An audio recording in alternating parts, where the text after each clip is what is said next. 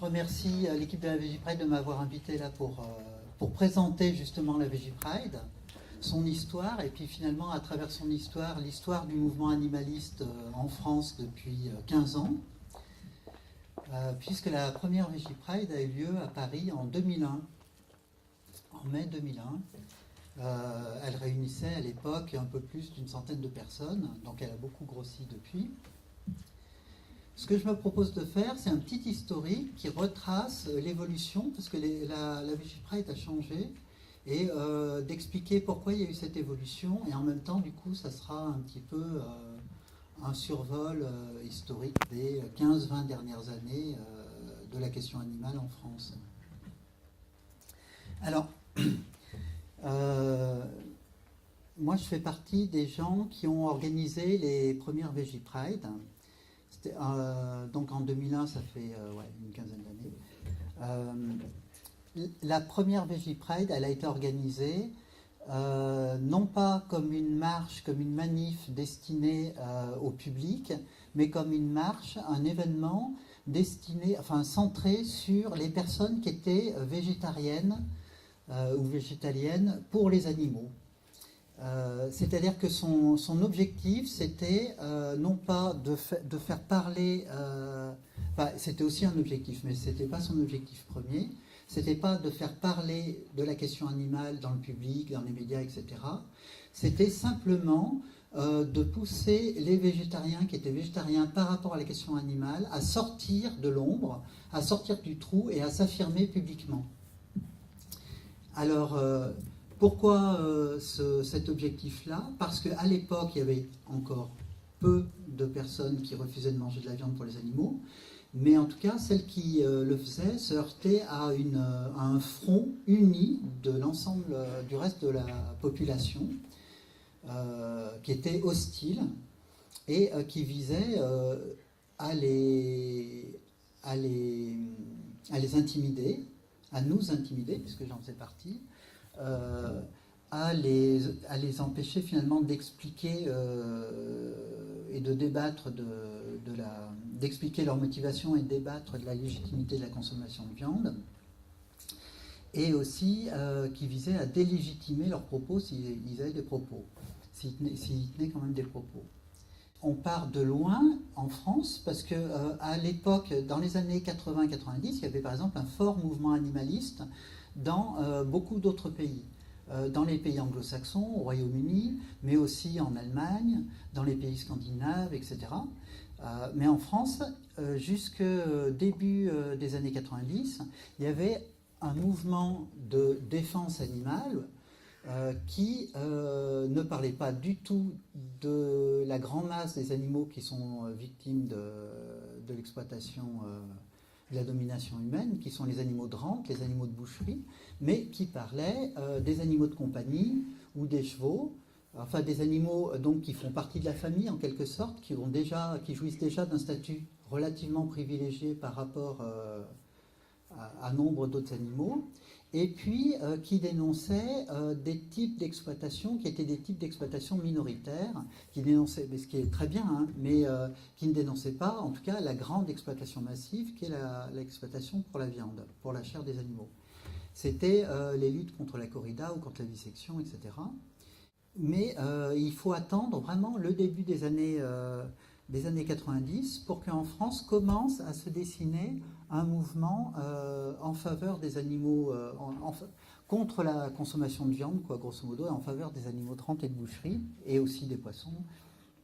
Et ça commence avec la constitution d'un petit groupe de gens qui publient en 89 sur Lyon une brochure qui s'appelle « Ne mangeons pas de viande pour ne pas tuer d'animaux ».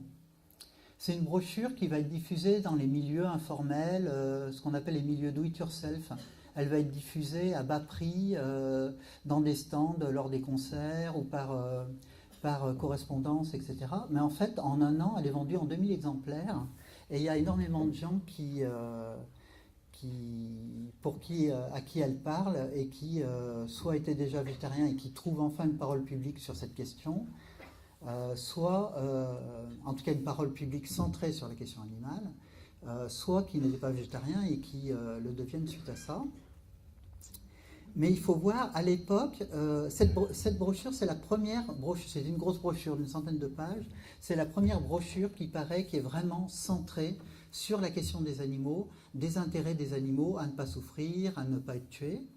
Et si cette brochure, elle aborde les autres sujets, ce que moi j'appellerais les sujets annexes, le sujet de la santé, le sujet des répercussions écologiques de l'élevage, le sujet des répercussions de la consommation de viande en termes de rapport nord-sud, elle aborde ces sujets de façon effectivement annexe, en précisant bien que ce n'est pas pour cette raison que cette brochure a été écrite et que ce n'est pas pour cette raison que les gens qui ont écrit cette brochure sont devenus végétariens et tiennent à le faire savoir et à en faire la publicité. Il n'empêche que énormément de réactions à l'époque sont des réactions de déni, y compris de la part de personnes végétariennes. Il y a des gens, je me rappelle, qui écrivaient « Moi je suis d'accord avec vous, la viande c'est un vrai poison ». Alors que la brochure ne disait à aucun moment que la viande c'était un vrai poison. Il y avait 3-4 pages qui étaient consacrées à la question de la santé, mais qui commençaient en disant la santé c'est pas notre motivation pour ne pas manger de viande. Simplement, comme c'est un questionnement légitime, sa propre santé, on va parler de ça et on va donner un peu les données connues sur cette question. Mais c'était très clair que ce n'était pas le sujet de la brochure. Et on avait des réactions donc comme « je suis d'accord avec vous, la viande c'est un vrai poison », qui marquait une sorte de volonté de ne pas poser la question animale comme question centrale. Et c'était une réaction qui était extrêmement fréquente à l'époque. Bon, d'une part dans la population en général, ça on voit très bien, même aujourd'hui, comment les gens s'ingénient à ne pas poser la question du refus de la viande comme étant une question liée aux animaux et essayent de trouver toutes les échappatoires à ce lien logique. Mais à l'époque, c'était aussi les végétariens eux-mêmes, les animalistes eux-mêmes qui étaient dans ce déni-là, quoi. Je ne sais pas si vous avez vu, mais récemment sur les réseaux sociaux, on a ressorti une courte vidéo où on voit David Olivier, qui est l'un des fondateurs des Cahiers Antispécistes, une revue qui a été créée en 91, qui existe toujours et qui est une revue à la fois militante et à la fois théorique sur la question du spécisme et ses implications dans tous les domaines, ou les implications de la critique du spécisme, donc dans les domaines de la philosophie, de l'éthique, mais aussi dans les domaines scientifiques, dans le domaine culturel en général, etc. C'est une revue qui est très riche, qui a publié pas mal de textes étrangers, etc. Mais bon, là c'est une parenthèse. Donc il y a dans les réseaux sociaux récemment a été repris un extrait d'une émission de 1992. C'était une émission grand public, je ne sais plus comment ça s'appelait, avec De Chavannes, qui avait invité donc David Olivier et une autre personne à parler de végétarisme et de spécisme. Et en face, il y avait des personnes qui défendaient le monde de l'élevage, dont une femme qui était la présidente de l'Académie de la viande. Et là, c'est ressorti récemment en faisant un petit peu de bruit sur Facebook, parce que cette femme qui était présidente de l'Académie de la viande disait je vous ferai remarquer que l'OMS considère que le végétalisme est une maladie mentale. Alors, je sais même pas si c'était vrai, mais en tout cas, ça donne bien le ton de l'époque autour de la question du végétalisme et autour de la question animale. Grosso modo, s'intéresser à ces questions-là, ça relevait de la maladie mentale. Et pendant toute la décennie, les années 1990, les gens qui ont commencé à se battre autour de la question animale, autour de la question du spécisme, parce qu'il commençait à exister un mouvement dans la plupart des grandes villes françaises, des groupes antispécistes qui existaient, mais qui étaient des petits groupes, mais qui faisaient des actions dans la rue, qui éditaient des fanzines, des machins comme ça, se heurtaient à soit une froide indifférence, notamment dans les médias, soit vraiment à une hostilité extrêmement importante. Et c'était aussi l'ensemble des végétariens qui étaient victimes d'une hostilité très forte, la ridiculisation, le déni même de leur existence. Si vous continuez à ne pas manger de viande, vous allez mourir, vous allez perdre vos dents, vos cheveux, enfin tout ce genre de choses. C'est des discours qui sont un petit peu en perte de vitesse aujourd'hui. Mais en tout cas, cette batterie de réactions hostiles était suffisamment dense, suffisamment omniprésente, pour qu'énormément de gens qui avaient des velléités d'arrêter, de cautionner l'exploitation animale, reculent en fait face aux conséquences sociales très désagréables. Et du coup, l'idée a germé, donc c'est encore David Olivier qui a eu cette idée-là, en 2000, de faire une marche de la fierté végétarienne de ne pas participer au massacre. Et ça a été explicitement d'emblée conçu sur le modèle de la Lesbian Gay Pride, qui est une marche des fiertés gays et lesbiennes. Et en fait, pourquoi fierté? C'est pas une fierté comme ça, parce qu'il y aurait de quoi être fier spécifiquement d'être gay ou lesbienne, ou d'être végétarien, etc. C'est une fierté de le revendiquer dans un monde qui est profondément hostile et qui en fait au contraire une honte. Et la VG Pride, initialement, ça a vraiment été conçu pour que les gens qui sont végétariens sur la question animale puissent participer à un événement collectif, public, médiatisé, où leur parole peut enfin exister, et leur parole par rapport aux animaux victimes. Et c'est à ce moment-là qu'a été créé le mot végéphobie. C'est un mot donc, qui est encore conçu par analogie avec le mot homophobie, et qui désigne en fait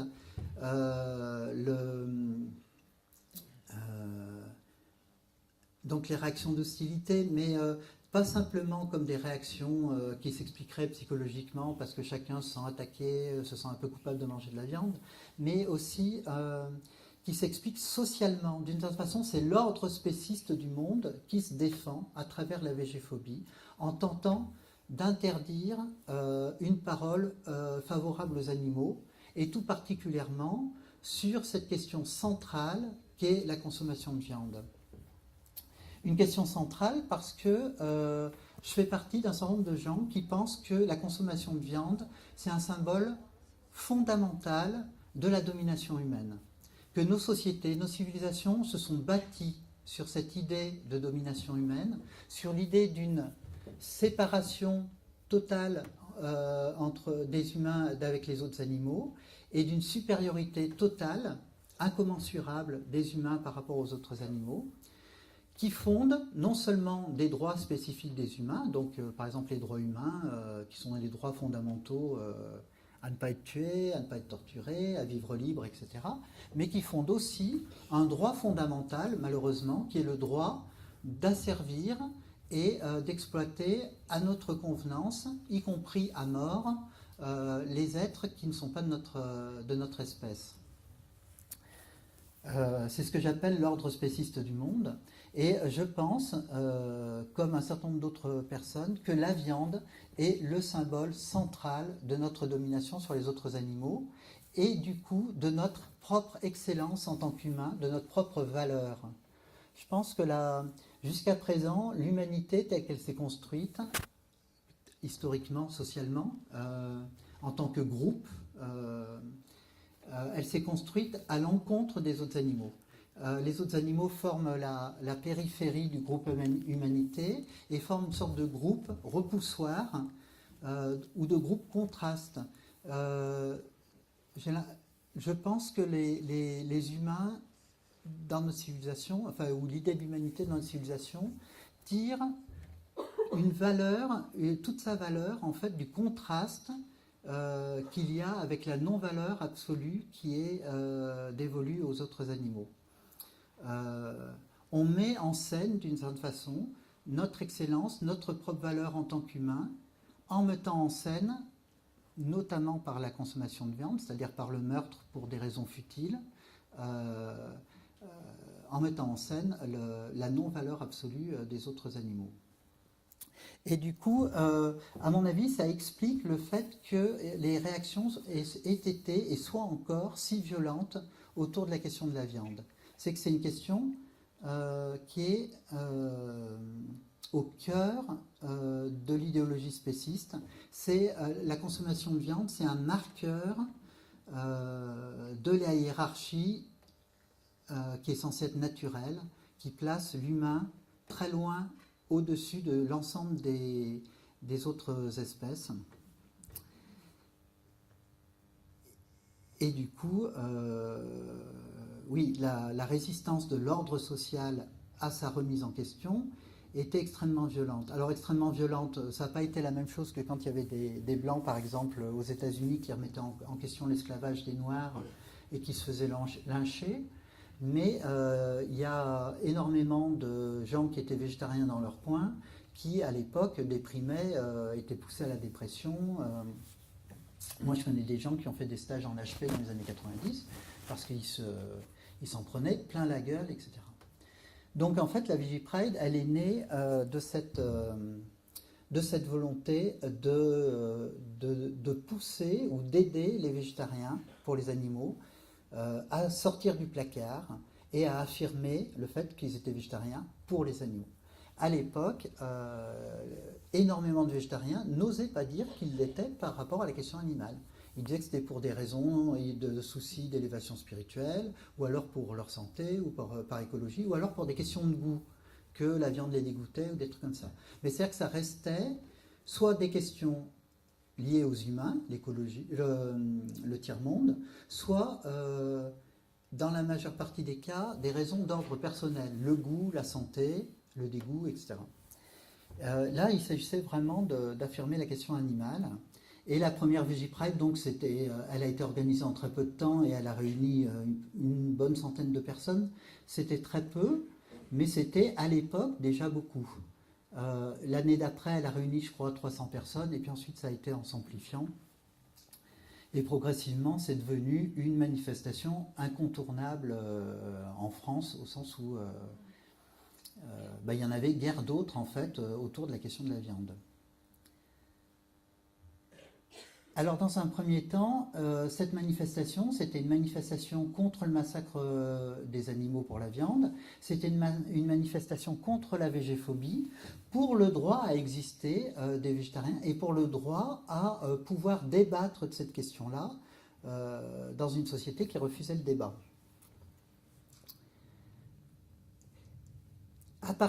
Et ça a duré comme ça jusque dans les années 2009 à peu près, ou 2010, parce qu'entre-temps, à partir de 2006-2007, a commencé à apparaître la revendication d'abolition de la viande. C'est une revendication qui est apparue lors de débats qui avaient lieu aux estivales de la question animale. Les estivales de la question animale, c'est pareil, c'est une institution maintenant. Ce sont des rencontres qui durent une semaine, parfois 10 jours, qui ont lieu dans différents endroits en France chaque année. Là, depuis 4-5 ans ou plus, c'est dans la région de Saint-Étienne, dans la région lyonnaise, qui réunissent entre 50 et 150 personnes, c'est variable. Et ce sont des rencontres où il y a des intervenants qui abordent un sujet, et ensuite il y a des débats avec l'ensemble des personnes présentes, et c'est souvent extrêmement riche. Pour prendre un exemple, l'initiative Stop Gavage, qui a ensuite suscité la création de L214, est née au sein des estivales. Il y a un certain nombre d'initiatives qui ont finalement marqué l'évolution du mouvement animaliste français, qui ont trouvé naissance comme ça au sein des estivales, suite à des discussions collectives, etc. Et en 2006, il y avait Antoine Comiti, qui est d'ailleurs président de L214, qui avait fait une présentation historique des luttes pour l'abolition de l'esclavage au Royaume-Uni, dans l'idée qu'il y avait sans doute des choses à en tirer pour les luttes animalistes. Et à la fin de sa présentation, il a eu l'idée, il s'est dit, mais en fait, pour l'instant, on se bat pour convaincre les gens de devenir végétariens. On fait du prosélytisme végétarien. Bon, à l'époque, c'était végétarien plus que vegan, on ne parlait pas beaucoup de véganisme. Mais on s'adresse toujours aux individus et non pas à la société. Parce que comme il venait de parler des luttes contre l'esclavage, la lutte contre l'esclavage, c'était une lutte qui demandait explicitement une abolition, c'est-à-dire une abolition sociale qui s'ancre politiquement et juridiquement. C'était une revendication qui s'adressait à l'ensemble de la société et non pas simplement aux individus. Et Antoine Comiti s'est dit, mais en fait, il n'y a pas de raison de ne pas faire la même chose sur la question de la viande. Et c'est comme ça qu'il a commencé à lancer ce problème-là. Et il y a un groupe de travail qui s'est constitué au sein des estivales, puis par la suite, qui a réuni jusqu'à 70 personnes par Internet sur une liste de discussion, et qui a abouti à la revendication d'abolition de la viande, qui est donc l'idée que la consommation de viande est injustifiable d'un point de vue moral, qu'il s'agit d'une morale qui n'est pas une morale privée, mais une morale qui doit être une morale universelle, au même titre que la morale qui condamne les violences envers les humains, et que donc il n'y a pas lieu de simplement demander aux individus de cesser de manger de la viande, il y a lieu aussi de demander à l'ensemble de la société de se positionner sur cette question-là et d'en tirer les conséquences, c'est-à-dire abolir la viande, abolir les pratiques d'élevage, de pêche, etc., de chasse. Et à partir de 2009, il y a eu la création d'une journée mondiale pour l'abolition de la viande,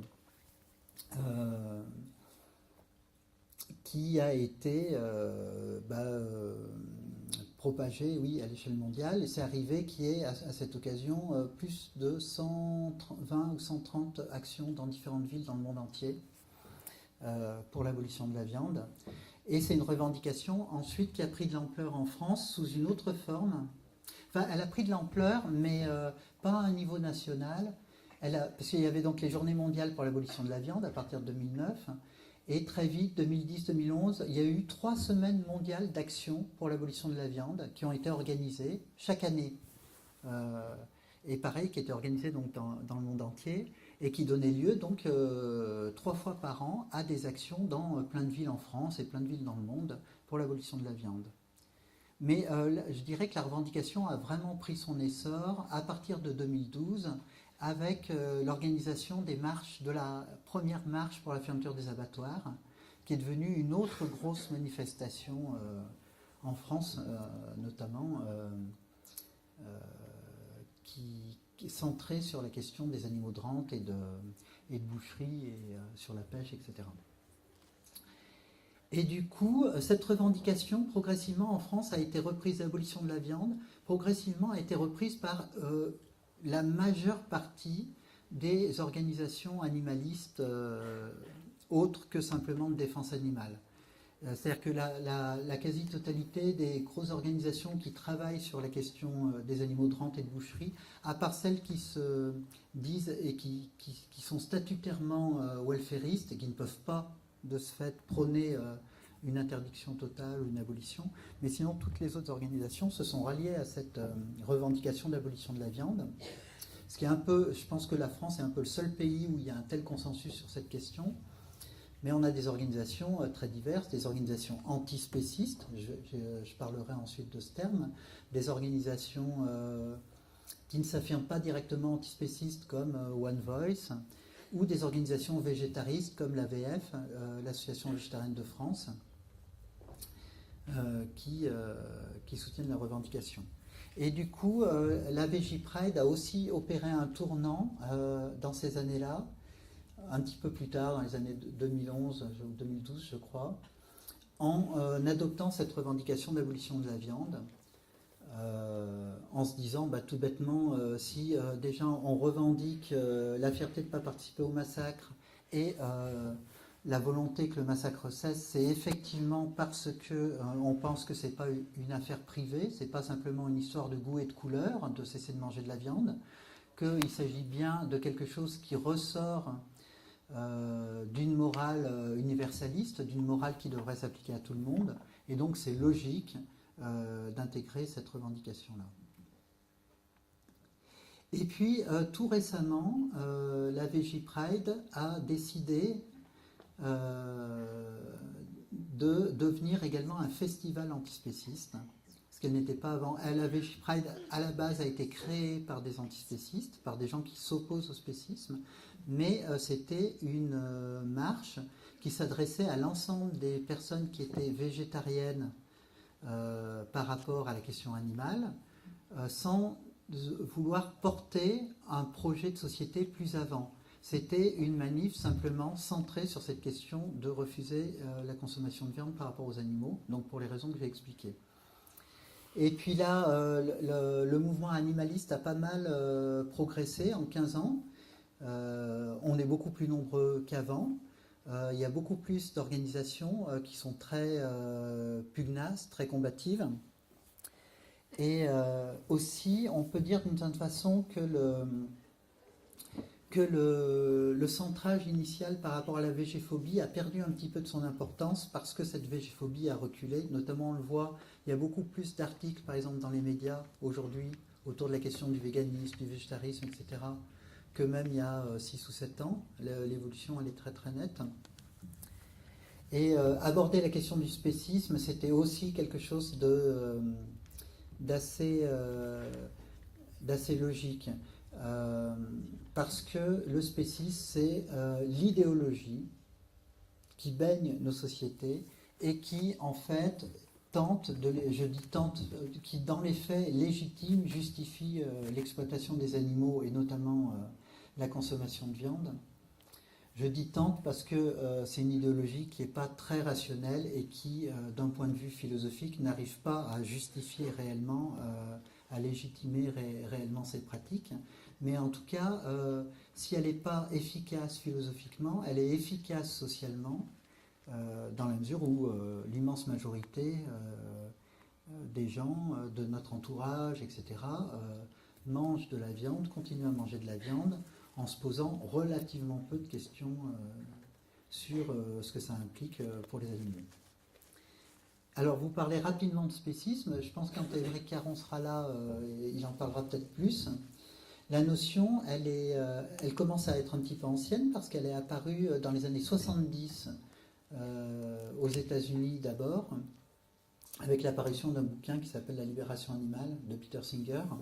Puis depuis, c'est une notion qui a été considérablement approfondie. Mais Singer se posait des questions de philosophie autour de la question de la notion d'égalité.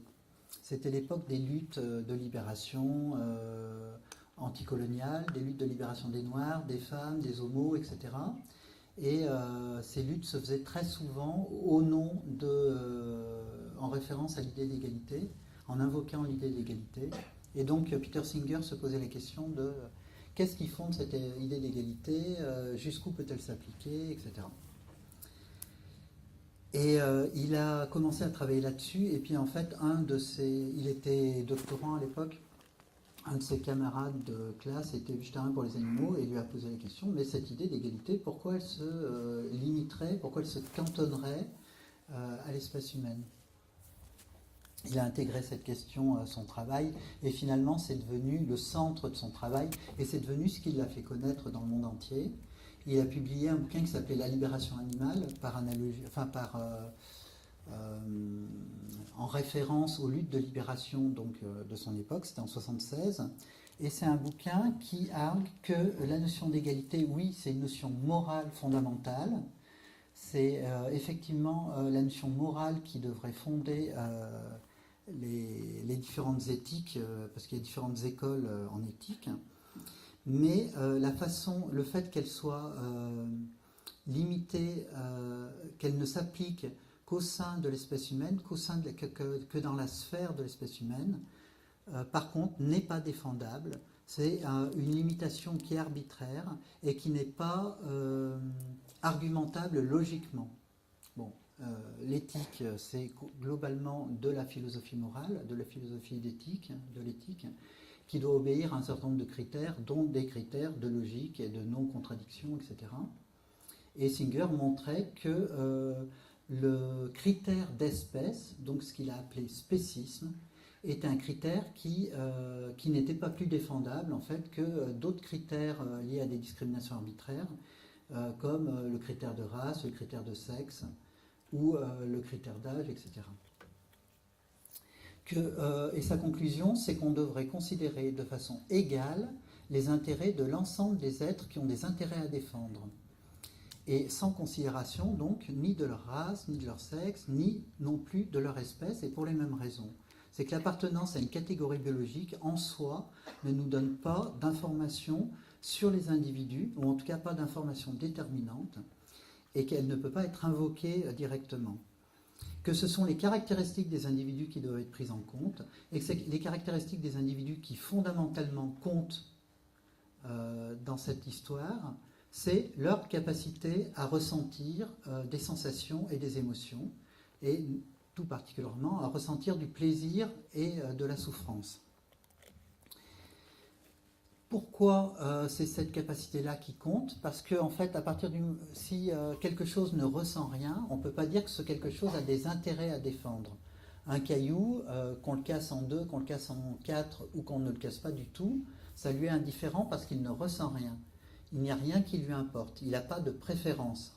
De la même façon, une grenouille décérébrée ou un humain en coma profond ne va pas avoir de préférence, et qu'il soit démembré, qu'il soit euthanasié ou qu'il soit laissé intubé ad vitam aeternam, ça ne lui importe pas. Et on ne peut pas dire donc qu'il a des intérêts à défendre dans cette histoire.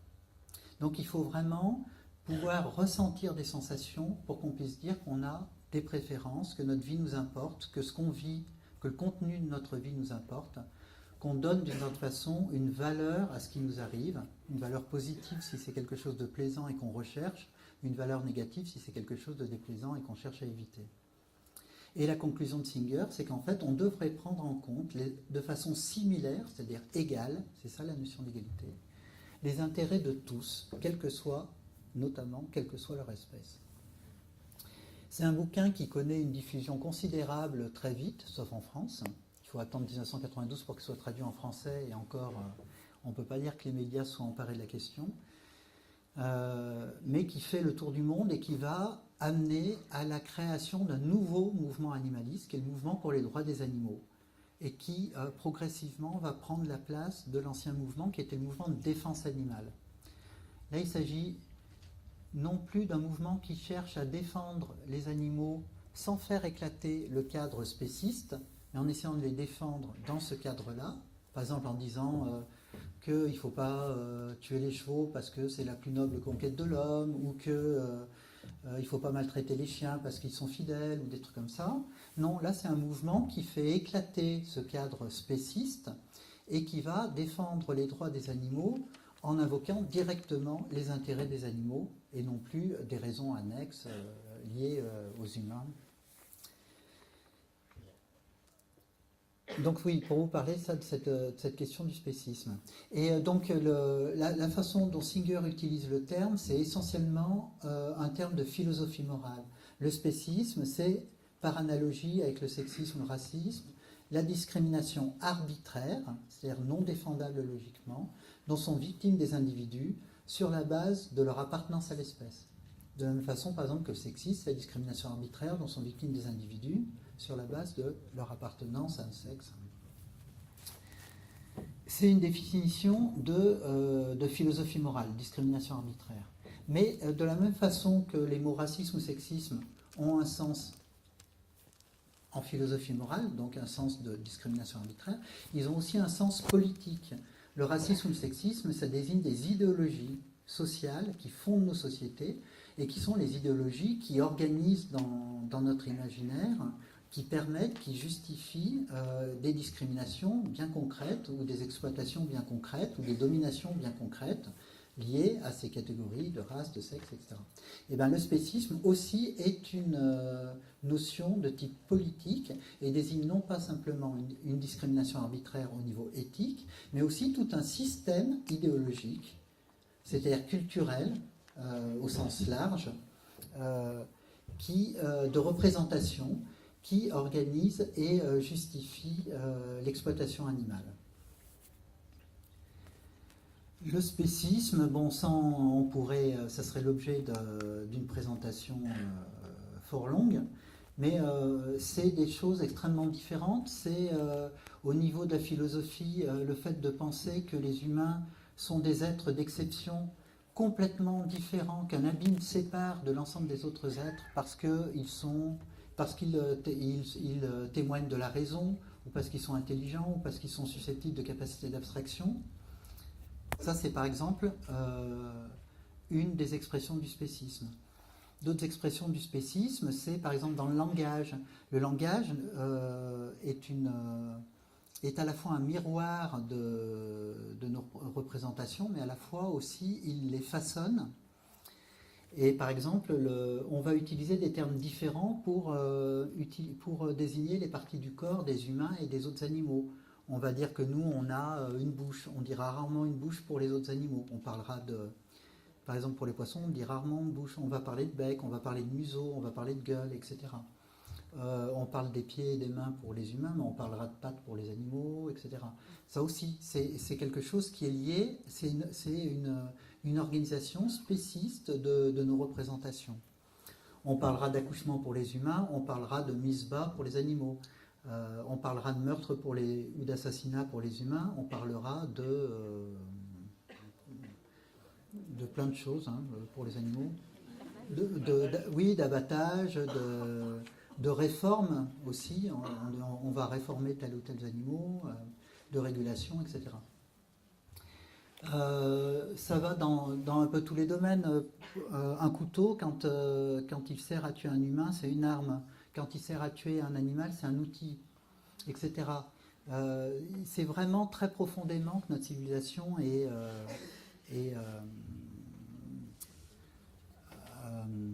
je trouve pas le terme, mais oui, est conditionnée à travers le langage, les représentations culturelles de façon générale, etc.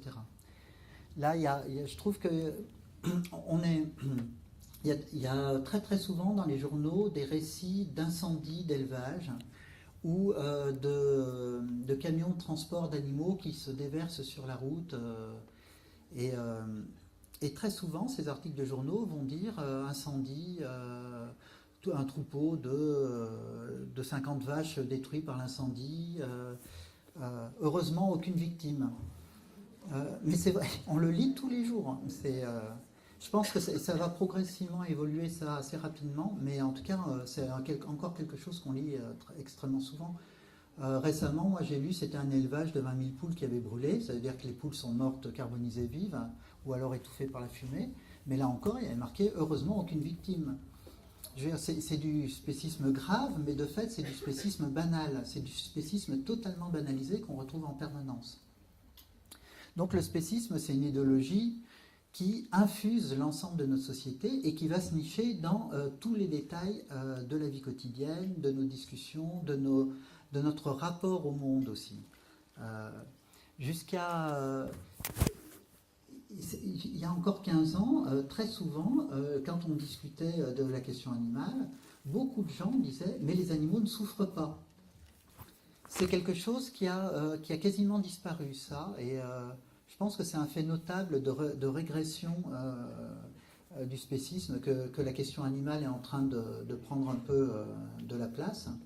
Mais c'était un discours qui était extrêmement fréquent récemment encore, quoi. Mais peut-être là, j'ai dévié de mon propos initial.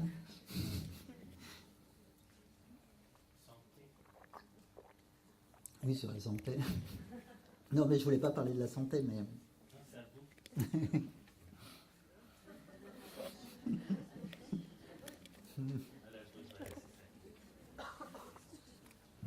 Mais du coup, voilà, ça apparaissait assez logique que la Vigipride, en tant que manifestation contre le massacre des animaux, intègre la dénonciation du spécisme à ses revendications.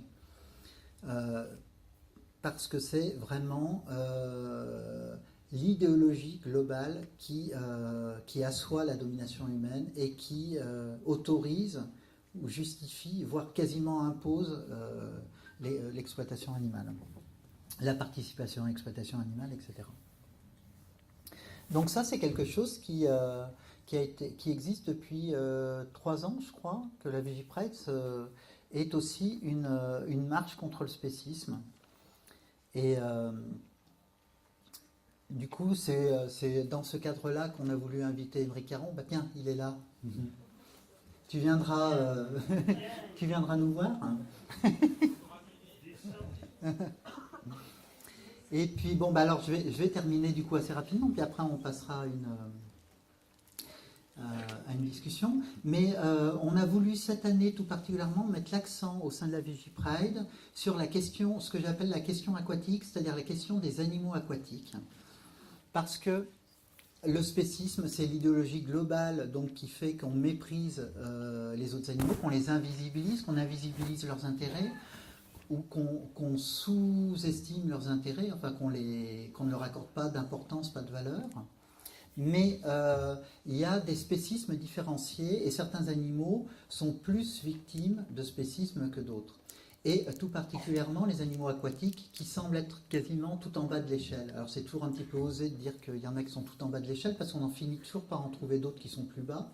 Par exemple, je pense aux insectes dont on commence à pressentir qu'effectivement ils sont eux aussi sentients, sensibles. Mais en tout cas, à l'heure actuelle, y compris dans le milieu animaliste, on commence donc à parler des animaux de rang, des animaux de boucherie, on s'insurge contre la chasse, mais on parle très peu de la pêche et des élevages aquacoles. Or, si on se penche ne serait-ce que sur les chiffres, c'est la quasi-totalité des animaux qui sont tués pour la viande qui sont en fait des animaux aquatiques. C'est-à-dire quand je dis tués pour la viande, là encore on a un bel exemple de distinction. C'est qu'on parle de viande, quand on pense viande d'animaux vertébrés terrestres, oiseaux, mammifères surtout, etc. On ne pense pas chair des animaux aquatiques. Et comme ça, il y a une sorte de découplage dans notre imaginaire, dans nos représentations, entre les animaux, qui sont en fait les animaux terrestres, et les animaux aquatiques qui font partie, parfois on se rappelle un peu de leur existence, etc. Mais généralement, en fait, on ne pense pas à eux. Et on utilise des termes généraux, animaux ou viande, qui, de fait, ne les comprennent pas dans nos représentations. Quand on parle d'abolition de la viande, on pense très peu à la question des animaux aquatiques. On pense aux vertébrés terrestres. Et donc on a voulu parler de ces animaux parce que, comme je dis, c'est la quasi-totalité en fait, des victimes de la consommation de viande. Pour donner quelques chiffres, on estime, enfin les chiffres de la FAO, donc c'est les Nations Unies, sont qu'il y a 64 milliards d'animaux vertébrés terrestres qui sont massacrés chaque année pour la viande. 64 milliards, le chiffre il est considérable, puis c'est sans compter tous ceux qui meurent en cours de route ou tous ceux qui sont massacrés en dehors des abattoirs. Et puis c'est sans compter un certain nombre d'animaux qui ne sont pas du tout comptabilisés là-dedans, hein, comme les grenouilles ou d'autres. Mais c'est un chiffre qui paraît dérisoire comparé au nombre des animaux aquatiques. Récemment, il y a une organisation anglaise, Fish Count, qui s'est dédiée à essayer de comptabiliser le nombre de poissons qui sont tués chaque année dans le monde et qui a abouti au chiffre faramineux dont il apparaît aujourd'hui qui doit être sous-estimé de entre 1000 et 3000 milliards de poissons qui sont tués chaque année. Alors, ils ne finissent pas tous dans nos assiettes. Il y en a beaucoup qui sont rejetés morts, qui sont ce qu'on appelle des prises accessoires ou des prises déchets, qui sont pêchés dans les océans et qui ne correspondent pas aux espèces qui sont visées et qui sont rejetés morts ou mourants dans les mers. C'est entre 25 et 40% des poissons pêchés qui finissent comme ça. Et puis il y en a beaucoup, l'immense majorité en nombre d'individus, parce que ce sont des espèces de poissons qui sont de petite taille, de faible poids, mais qui sont pris en grand nombre, sont ce qu'on appelle les poissons fourrages. C'est des espèces dont vous avez sans doute jamais entendu parler, le chinchard du Chili, tout ça. C'est eux qui payent le plus immense tribut de tous les animaux de la planète à l'exploitation animale. On estime que c'est 500 milliards de chinchards du Chili qui sont tués chaque année dans les filets de pêche. C'est des poissons de fourrage qui servent à faire des farines animales et de l'huile de poisson, qui vont servir un petit peu pour l'alimentation humaine et beaucoup pour l'alimentation d'animaux d'élevage, dont les poissons d'élevage. Aujourd'hui, on consomme autant de poissons issus des élevages piscicoles que de poissons pêchés. Il faut dire que les océans sont en train de se vider, on est en train de les vider, c'est-à-dire qu'on est en train d'exterminer leurs habitants. Il y a il semblerait il y a des experts qui ont dit il y a 2 ans qu'en 2048, au train où vont les choses, les océans seront vides de poissons, et puis sans doute vides de beaucoup d'autres choses. Mais du coup, on commence, l'exploitation piscicole est en pleine expansion. Et aujourd'hui, à l'échelle mondiale, plus de la moitié des poissons consommés sont en fait des poissons d'élevage. Et en fait, non seulement la pêche est quelque chose de dramatique, à cause des morts causée, et aussi à cause des conditions dans lesquelles ces poissons meurent. Hein. Je ne me suis pas étendu sur la question, mais les conditions de pêche, c'est monstrueux.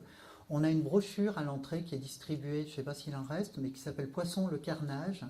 On aurait pu l'appeler Poisson la boucherie, mais c'est vraiment une brochure qui date de 2004 et qui n'a pas pris un pli malheureusement. Et c'est absolument monstrueux ce qui se passe loin des yeux et loin du cœur en fait, concernant ces animaux. Et là, je ne parlais pour l'instant que des poissons. Oui, ici, un dernier mot sur les élevages de poissons. C'est parmi les pires élevages industriels en élevage concentrationnaire qui soient. C'est des conditions de surpopulation délirantes, des conditions sanitaires qui sont complètement désastreuses. Par exemple, on estime que 10% des saumons élevés meurent dévorés vifs par les poux de mer, dévorés vifs ou d'infections suite à la dévoration de leurs écailles par les poux de mer. Les poux de mer, c'est des parasites, c'est des petits crustacés, et qui sont une vraie catastrophe pour les saumons quand ils sont dans des conditions d'élevage comme ça. C'est-à-dire qu'il y a une somme de souffrance. C'est pareil, les saumons, c'est des animaux qui font des milliers de kilomètres en fait, pour retrouver leur rivière d'origine. Et les saumons d'élevage, ils passent toute leur vie dans des conditions de promiscuité effarantes et en ayant l'équivalent d'une petite baignoire en tout et pour tout comme volume propre pour se déplacer, quoi. Bon, et c'est tout à l'avenant, c'est une histoire absolument intolérable. Et puis là, je ne vous parle que des poissons, mais il y a aussi d'autres victimes de la pêche qui sont en très très très grand nombre. Les céphalopodes, auxquels on pense peu, c'est les pieuvres, les calmars, les seiches. C'est les animaux dont on sait aujourd'hui clairement qu'ils sont sentients, qu'ils sont sensibles, qu'ils éprouvent des sensations, et dont on sait aussi qu'ils ont des capacités cognitives assez délirantes, enfin, qui stupéfient les chercheurs en la matière. Par exemple, on a des pieuvres qui imitent les humains qu'elles voient en dehors des aquariums et qui sont par exemple capables de déboucher des couvercles de... Voilà, je cherche mes mots, mais... mais on a aussi là le cas, ces 2 dernières années, il y a 2 pieuvres qui ont réussi à s'échapper d'aquariums, de gros aquariums scientifiques de recherche, à déjouer les systèmes de sécurité et à retrouver les conduits qui les menaient à l'océan et à s'échapper en rampant hors de l'eau pour retrouver l'océan. Bon, mais ça c'était un rapide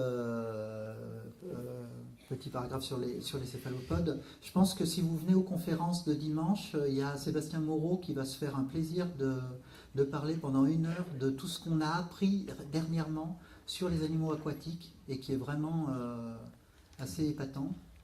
Et les autres classes d'animaux qui sont victimes de la consommation de chair et qu'on oublie tout le temps, c'est les crustacés. Les crustacés, c'est dans l'immense majorité les crevettes, mais c'est aussi des centaines de millions de homards, c'est des centaines de millions de crabes qui sont soit élevés, soit capturés, et ensuite des fois transportés 1 mois, les pinces liées, etc., et qui finissent ébouillantés vivants ou transpercés au couteau, alors qu'ils ont un système extrêmement décentralisé, mais qui laisse à penser qu'ils ne meurent pas, enfin qu'ils ne cessent pas de souffrir avant la destruction de l'ensemble de leur système nerveux, quoi. Ce qui fait que par exemple, quand ils sont mis à ébouillanter, la souffrance dure jusqu'à ce que l'ensemble des terminaisons nerveuses soient détruites. Enfin bon. Et les crevettes, c'est un nombre incalculable d'animaux qui sont victimes de la consommation, alors que de plus en plus, il apparaît clairement que sont eux aussi encore des animaux sensibles et des animaux qui ont des capacités assez développées, quoi. Donc cette année, on a vraiment voulu mettre l'accent sur ces grands oubliés de la question animale et qui sont paradoxalement les premières victimes, les plus nombreuses victimes et peut-être les victimes des pires sévices en fait de masse, quoi. De façon générale, la Vigipred n'est pas le seul mouvement qui essaye de mettre l'accent là-dessus. Il y a eu une marche pour la fin du spécisme qui a eu lieu à Genève, où c'était aussi le focus qui était donné, la question aquatique. Et il y a une campagne qui se prépare à l'échelle mondiale pour faire émerger cette question-là. Là, si vous voulez en savoir plus, on pourra en parler ensuite, quoi. Mais donc là, je voulais en parler pour dire que c'est une spécificité nouvelle de la Vigipride d'essayer de mettre un petit focus sur cette question-là. C'est sûrement quelque chose qui se renouvellera par la suite, parce que malheureusement la question aquatique, ça ne va pas se résoudre de sitôt. Et que c'est extrêmement important que dans le milieu animaliste, on prenne conscience de cette importance de ces animaux-là, quoi. Les requins. Oui, les requins en particulier, mais c'est vrai qu'on parle plus des requins que de l'ensemble des autres animaux. Ils sont une sorte de... C'est des gros poissons, quoi. Mais on parle très peu des sardines et des chinchard du Chili, quoi. Ouais. Qu'est-ce que je voulais dire d'autre par rapport à cette question? Oui, simplement, ça illustre bien aussi cette réalité du spécisme, comment nos représentations sociales, les représentations de l'ensemble d'une société, peuvent réussir à invisibiliser les intérêts d'un nombre gigantesque d'animaux et faire en sorte qu'on ne pense pas en fait à ces animaux-là. Ça ne nous vient même pas à l'esprit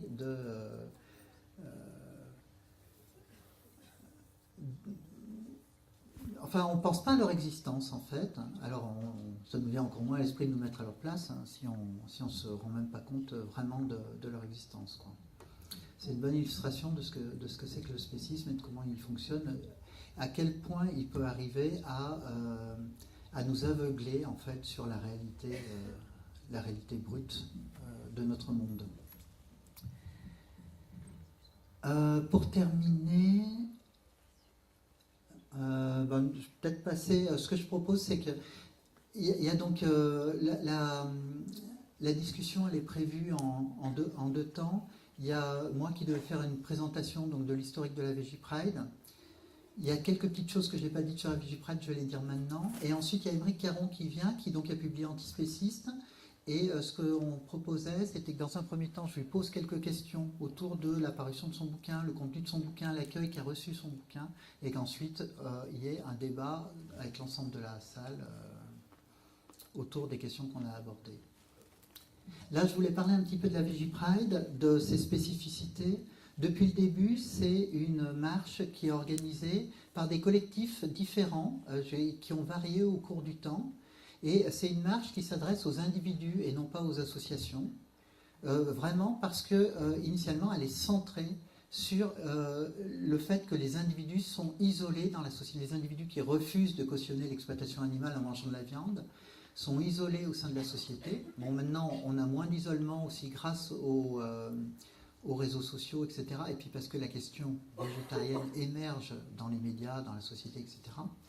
Mais c'est une manifestation qui était centrée non pas sur la mise en avant des associations, mais la mise en avant des individus qui ont, malgré la pression sociale, réussi à faire le pas d'objecter à l'exploitation animale. Et à chaque fois, ça a été des collectifs différents qui se sont occupés de l'organisation. La Vigipride a eu lieu à Paris, mais elle a eu lieu aussi à Marseille. Ça a été un collectif qui s'était formé pour l'occasion, qui l'avait organisé. Elle a eu lieu à Genève. Elle a eu lieu de nouveau à Paris. Enfin, il y a eu des allers-retours. Et là, ça fait 2-3 ans que c'est une équipe qui s'étoffe, mais un petit peu avec les mêmes personnes qui restent d'une année sur l'autre, qui organisent. Et oui, je voudrais saluer l'organisation parce que c'est un boulot de fou d'organiser cette conférence.